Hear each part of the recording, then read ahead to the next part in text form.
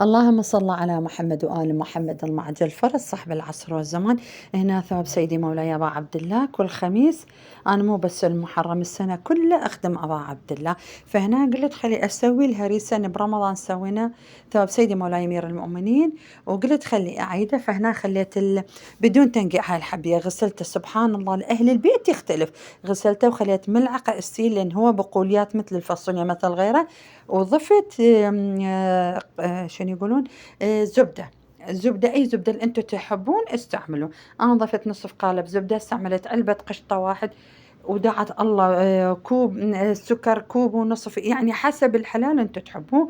أنا سويته حلو لأنهم ما يحبون، دخلت السكر عفته يبرد، بعدين نقشت عليه بالقلم. طبعا هريسة ولا أروع للنبى عبد الله سيدي وأمة البقاء سلام الله عليهم. فنزلت بالمطر وزعته، طبعا مطر وتعرفون بعد الأجواء، فحتى لو مطر أي شيء ما يمنع من خدمة أبا عبد الله. والله كنت شايلهم، بس سبحان الله ما أعرف الله شلون سهل لأن أنا أوزع الخميس وهنا راح أسوي شيش طاوخ نصف كل صدور دجاج. استعملت هنا ملعقة معجون الضفر، زيت الزيتون، بابريكا، كمون وكاري والملح هذا المعجون يتجنن مناسب وطبيعي 100% ما مغشوش. وهاي الأعواد خليته بالماء الحار على موديتي، ضفت الطماطم والبصل والبطاطا. وأني هنا أنا شنو سويت؟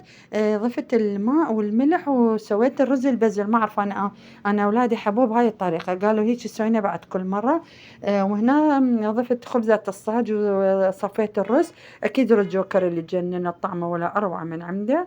وضفت الملح، وهنا ضفت اللون الغذائي، وبعدين ضفت زيت الألتون حميته، خلينا نقول خليته فوقه، وخليته على نار هادئ، طلع فتشي ولا أروع تجنن. وهنا أنا راح نسوي فطيرة الجبن يتجنن. 3 كوب دقيق، وضفت ذرة الملح، وفعلت الخميرة والسكر، وضفت الحليب الباودر، تردون سائل تردون باودر، وضفت زيت الزيتون، وهيك عجنته مثل ما موضح قدامكم. اللي يشوف قناتي أول مرة يفعل جرس الاشتراك على مود أي شيء أنزل على اليوتيوب يوصل لكم.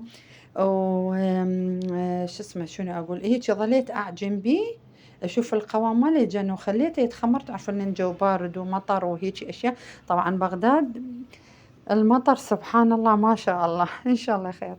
وش اسمه، وهذا كان الموجود. وهنا أنا بعد ما اختمر هذا الفوقة خبز الصاج، خبز التورتيلا كان جوا الجدر. ويجي نشوف العجينة ماله شلون تتمطع، يا العجينة الصح ولا أروع. شو شلون، ودعت الله يا الله يجنن. وهنا فتحته كرات 2 وفتحتن.